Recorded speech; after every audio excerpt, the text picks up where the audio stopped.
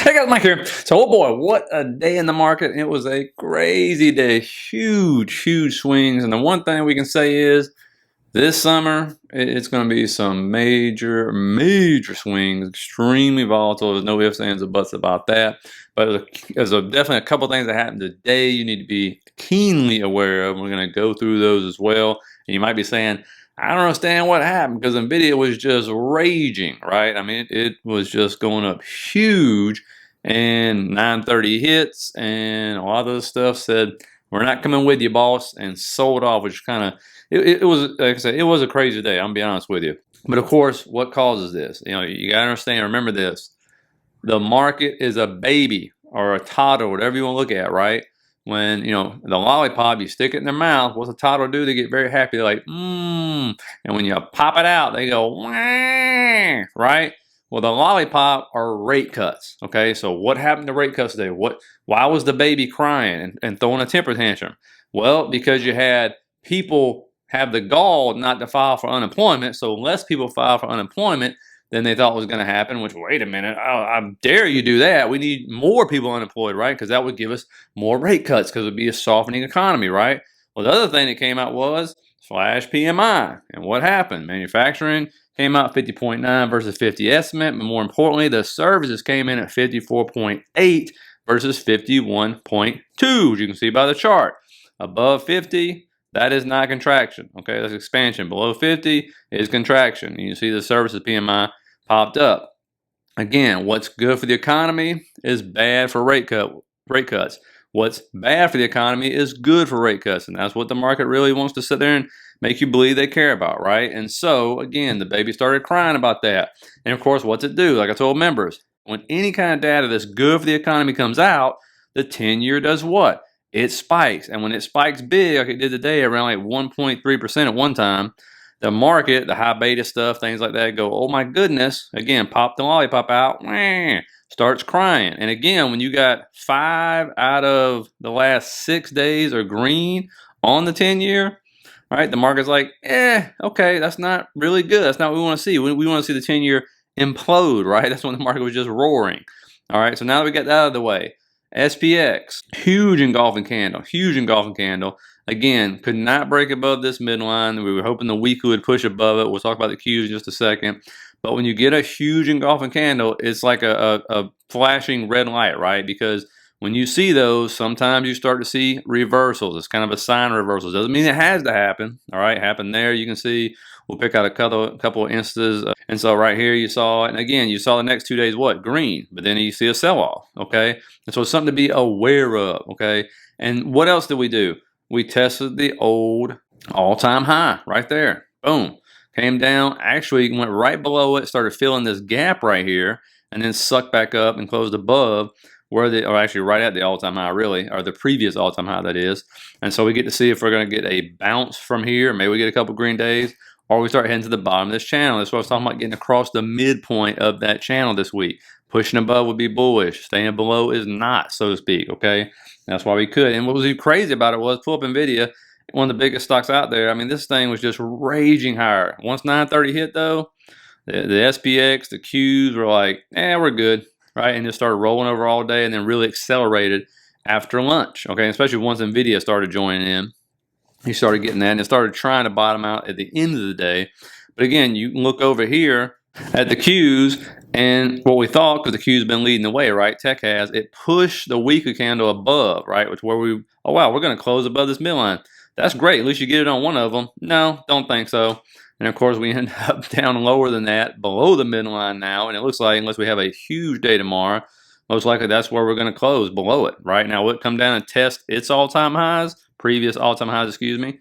Maybe. That's what we got to see. IWM, huge breakdown. Huge breakdown. This is what's really affected by rates. You notice since the 10-year been going up, what's IWM been doing? It's been selling off. Now it's broken down out of that channel. It broke down below the 2023 highs. I told you, right up there. That 209, 210 area, that is going to be a beast to get through. If we ever get through it, right? That is going to be a beast. If we keep selling off, the 200 levels hopefully going to be the savior for it if that's the case. But if the 10-year continues to rise, it will continue to pressure IWM. If the 10-year starts to roll back over, you'll probably see IWM start to pop back up, okay? So just keep that in mind when it comes to IWM. So far, still stuck between 200 and 210. NVDA, boom. It ends up raising all boats up until 930. When 930 hit, see you later, baby. I mean, AMD sold off like it stole something. I mean, it was crazy, right? Every one of them did. I mean, here's Taiwan Semiconductors, here's SMCI. You can see NVIDIA, though. We'll look at this one first. Again, we'll put the horizontal line. That is the new all-time high for NVIDIA, around 1,063-ish right there, if I'm not mistaken. And what's really cool is, a lot of people don't believe in fib levels, but they are powerful things. But if you take a fib, you put it up here, and we'll go from where it started to run right there to its new all-time high. Actually, I'm sorry, not there. To right there where it was before earnings. You can see it opened up at 1.272 fib level and went up to 1.5, 1.618 around 1,086 if it continues higher up there. But right now it's wedged between those two fib levels. We'll see if that's able to hold or not. And at least gives you a short-term idea of where this thing could go if it continues to stay bullish. Now, AMD, again, this channel, right? Staying in the channel, came right down to the bottom of the channel. Huge engulfing candle. I mean, just massive candle. Almost took up the whole channel today, because when it opened up, I was like, oh man, you're going to the moon.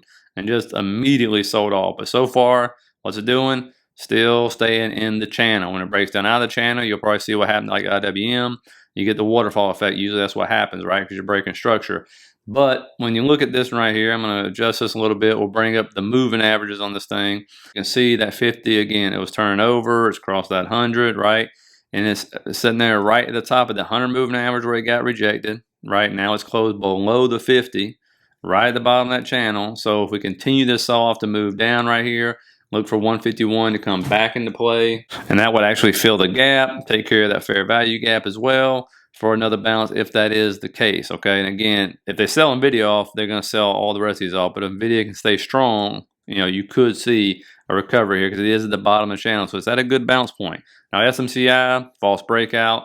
Once again, people call this the bull flag. Came right back down. Again, you saw they did. Gapped it way up. And you're like, oh, man, look at that thing. Going to the moon, up 11%. Completely sold off right there. Boom. Just crash and burn. But it came where? Right into a support area. Okay, the support area has been there for quite a while now. And so this is a good bounce area if it's going to happen. If not, it's going right back down to that lower trend line right there, which was resistance, will become support. And this is one that gets traded all the time, all day long. You'll see traders trading in and out of this thing, okay? I mean, that's why it's so volatile, by the way. And I'm going to put a trend line right here because that is a good bounce point right there. You got your 3 touches. So we'll see if this is going to be a good Friday or not for SMCI. Now, when you look at Tesla, we talked about this right here. The 100 moving average, when it coincides with a resistance, you either get a huge breakout or a major rejection. What has Tesla done? Major rejection. How do we know that? We just look at previous times. Major rejection right there. Rejection, rejection, rejection. Huge explosion up, as we talked about. And again, rejection right there. Major pull down. Was support. It really does like its 100 moving average, by the way. When you go back and look at the chart, I mean, it's been great support for it. Great resistance, right? And so Tesla's doing Tesla things here. And so when we zoom back into this, you can see absolutely sitting in like a short-term channel where it was. I'm going to turn off the extended trading hours. Let me get to regular trading hours so you can actually see it. And we pull it up. That's where it was. And then it fell out of that today. So, of course, this is heading down. So I'm going to get rid of that. And right now, we're back in this range. We're wedged between the 100 and there's the 50. The 50 is sitting at a support level as well. So that would be a great bounce point for it, right? And then resistance above the 100 and the next resistance level. And it's just sitting in this range. Let me see how big this range is. A 9% range. And it's been sitting there the whole month in this range. Okay, so again, that's your bounce point. This is going to be the 50 and the support below. Our resistance now is the 100 and the 187 level above until proven otherwise. If it breaks the 50 in that support level right there, you're going back down to that area we talked about around the 160 area. Most likely that's what's going to happen.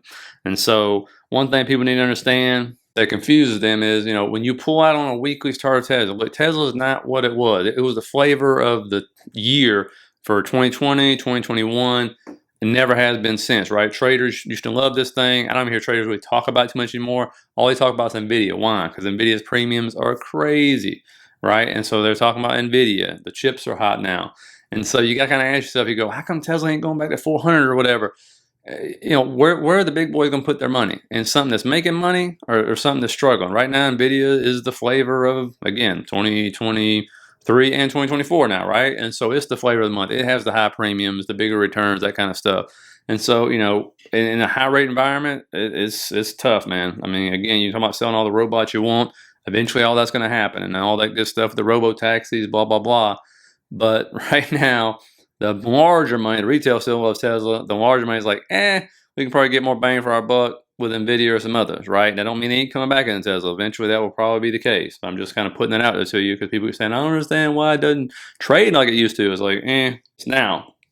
The recovery today has to go to Elf, beauty thing right here. Look at this right here. This was crazy. They sold it down. This thing made a 40% recovery, right, from last night to today. Right, that is an insane move. Okay, I should do a members video on this, putting it out as to why Elf is benefiting right now. Now, of course, what is this? You know it's a short squeeze. Shorts got crushed in this thing. Also, you have to understand, I'm going to take that trend line away because that's no longer needed. The trend line right below it will be support now if it does fall back down. But again, it filled what? A gap. All right, filled this gap right here. Matter of fact, it filled a couple gaps right there. And so again, if it comes back down, that trend line is there. You know, when you look at this, I mean, that candle, that is a daily candle. I'm trying to look back and see if I've seen a bigger daily candle on this one, and I don't think there has been. But when you look, I'm going to go to regular trading hours, it just like, look at the size of that thing. I don't see it, but when you do see some large daily candles on this, normally it's been continuation, right? Right there, continuation. There's another one, continuation right there. There's another gap up, continuation. And so multiple times you see gap ups, large daily candles, huge moves, and it continues up at least for the next like week or two, right? And so we'll see if that's the case because it was beat down around 30% before this happened. And so again, that trend line below right there will be support if they decide to sell this off. Because what have we seen? Companies have a hard time holding on to gains. Ask snow investors, right? It was up green, gave back everything, and even then some, okay? So keep that in mind. And watch for NVIDIA as well, see if it holds the gains. Now, remember, this is a 50 million stock float, all right? So low float stock. That's why they can move it like they can. That's why the shorts get absolutely smoked when they try to short this thing, which they were making a lot of money on. And so they probably just said, heck with this, we're covering. And they probably bought back into the stock too to run it back up. This one has huge moves. If there's ever another stock market crash, make sure you look at this name because it always has huge rallies back.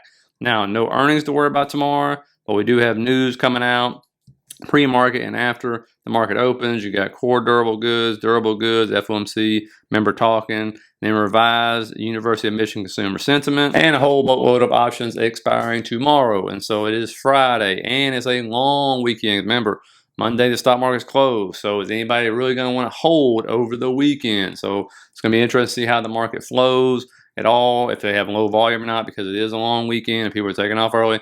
That's what we get to find out. But the biggest things to watch out for going to be that midline, the S&P. Again, watch and see if we can break above that, or at least a huge break above it. Also watch and see if NVIDIA can hold its earnings gains as well, and how other semiconductors are acting on that, because it was just amazing to watch everything kind of sell off today.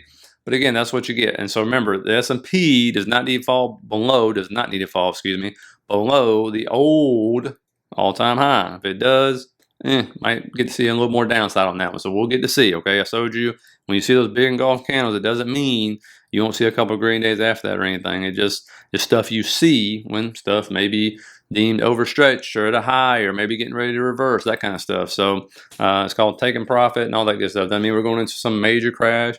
It just means maybe we're going to a slight correction. That's what we got to find out, right? Going to the bottom of the channel. So we'll pay attention to it and keep a close eye on it. So I hope you guys end up having a great Memorial Day weekend. Please put your questions for any thing you want to put in Saturday's video, and I'll work on that and get it out for you. I'll still have Sunday's video, and then I'll be back in time. I'm going on a trip myself, my family and I, to put out Monday's video as well. So anyway, hope you guys have a good one, and I'll see you Saturday.